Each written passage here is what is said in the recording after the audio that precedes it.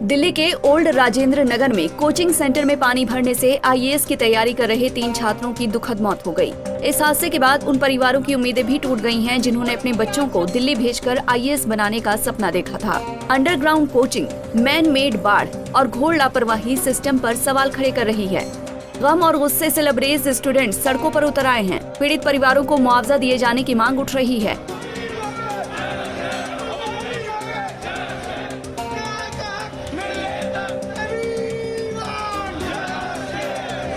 दोषियों पर एक्शन लिए जाने का दबाव बनाया जा रहा है।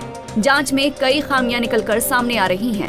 प्रत्यक्षदर्शी बताते हैं कि कोचिंग के बेसमेंट में लाइब्रेरी है और वहां स्टूडेंट्स पढ़ाई कर रहे थे। कोचिंग सेंटर में पानी जाने से रोकने के लिए गेट बंद किया गया था। इस बीच कुछ गाड़ियों के स्पीड से गुजरने के कारण प्रेशर बढ़ा तो पानी कांच के गेट तोड़कर सीढ़ियों से बेसमेंट में जाने लगा और 2 मिनट के अंदर 10 से 12 फीट तक पानी अंदर समा गया, जिसके बाद लाइब्रेरी में बैठे 30 से ज्यादा स्टूडेंट्स पूरी तरह फंस गए। बेसमेंट के दरवाजे पर कुछ दिन पहले ही बायोमेट्रिक सिस्टम लगाया गया था। स्टूडेंट्स की एंट्री बायोमेट्रिक तरीके से होती थी। पंच करने से ही गेट खुलता है। संभवतः पानी भरने और बिजली सप्लाई न होने से बायोमेट्रिक सिस्टम फेल हो गया। ऐसे में अंदर फंसे स्टूडेंट बाहर नहीं निकल पाए। प्रत्यक्षदर्शी स्टूडेंट बताते हैं कि बहाव बहुत तेज था। बाहर निकलने का कोई दूसरा रास्ता नहीं दिख रहा था। कई स्टूडेंट्स को रस्सियों की मदद से निकाला गया।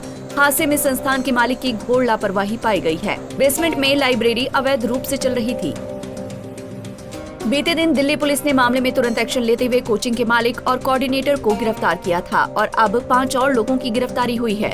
डीसीपी सेंट्रल एम हर्षवर्धन ने पुष्टि की कि इस मामले में 5 और आरोपियों को गिरफ्तार किया गया है। इसके साथ ही मामले में गिरफ्तार किए गए लोगों की कुल संख्या 7 हो गई है। गिरफ्तार किए गए लोगों में बेसमेंट के मालिक और एक व्यक्ति शामिल हैं, जिसने एक वाहन चलाया जिससे इमारत के गेट को नुकसान पहुँचा। हमने पहले 2 व्यक्ति गिरफ्तार किए थे और अब हमने 5 और लोगों को इस केस में गिरफ्तार किया है। इसमें 4 वो हैं जो इस बेसमेंट के ओनर्स थे और एक व्यक्ति वो है जो उस रोड से बहुत ही तेज़ गति से अपने गाड़ी को ले जाते हुए दिखा है, जिसके कारण उस बिल्डिंग के गेट का डैमेज होना देखा गया है। तो इस तरह इन 5 व्यक्तियों को और गिरफ्तार किया गया है। अब टोटल इसमें 7 लोग अरेस्ट हो चुके हैं और इसमें आगे अभी इन्वेस्टिगेशन पूरी तरह प्रोफेशनली कंटिन्यू हो रहा है और जिसका भी इसमें रोल आएगा उस पर सख्त से सख्त कार्रवाई की जाएगी। इधर दिल्ली नगर निगम ने हादसे के बाद स्ट्रिक्ट एक्शन लेना शुरू कर दिया है। इसमें नियमों का उल्लंघन करने वाले कोचिंग सेंटर्स के खिलाफ कार्रवाई की जा रही है। इसी क्रम में एमसीडी की मेयर डॉक्टर शैली ओबरॉय के निर्देश पर रविवार को एमसीडी के अधिकारियों ने अब तक 13 कोचिंग सेंटर्स को सील कर दिया है। साथ ही कोचिंग सेंटर्स पर नोटिस भी चस्पा कर दिया है।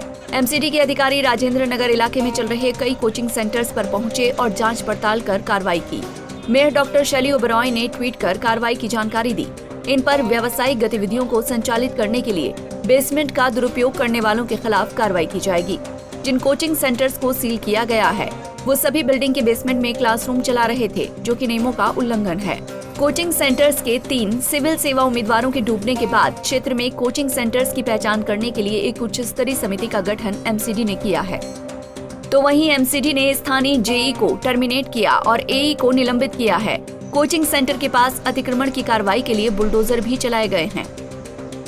हादसे पर राज्यसभा सांसद संजय सिंह ने कहा कि मृतक छात्रों की आत्मा की शांति की प्रार्थना करता हूं।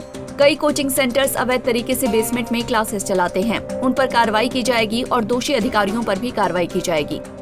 सबसे पहले तो ये बहुत ही दुर्भाग्यपूर्ण घटना है और जो छात्र इसमें मारे गए हैं, मैं उनकी आत्मा की शांति के लिए प्रभु से प्रार्थना करता हूँ।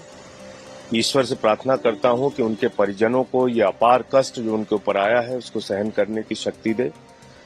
जहां तक इस घटना का विषय है, कई कोचिंग सेंटर अपने बेसमेंट में इलीगल तरीके से लाइब्रेरी चलाते हैं, क्लासेस चलाते हैं, जो पूरी तरह से गलत है। किन अधिकारियों के साथ मिली भगत करके ये किया गया, उन पे कार्रवाई होगी। आपको बताते चलें कि जांच रिपोर्ट में कहा गया है कि अगर बाहर निकलने का रास्ता खुला होता तो ये स्टूडेंट्स बच सकते थे। एमसीडी सिर्फ भवन योजना को मंजूरी देती है, लेकिन अगर कोई बेसमेंट का इस्तेमाल पार्किंग और भंडारण के लिए करने की घोषणा के बाद उसका व्यवसायिक गतिविधियों के लिए इस्तेमाल करता है तो सुरक्षा सुनिश्चित करने के लिए एजेंसी और क्या कर सकती है। तो वहीं दिल्ली मेयर शैली ओब्राय ने इस संबंध में अधिकारियों के साथ बैठक की है। दिल्ली सरकार से बातचीत के बाद एक उच्च स्तरीय समिति के गठन की जल्द ही घोषणा की जा सकती है। Bureau report, Punjab Kesari TV. हमसे जुड़े रहने के लिए हमारे YouTube चैनल को सब्सक्राइब करें और नई वीडियो की नोटिफिकेशन के लिए बेल आइकॉन को दबाएं।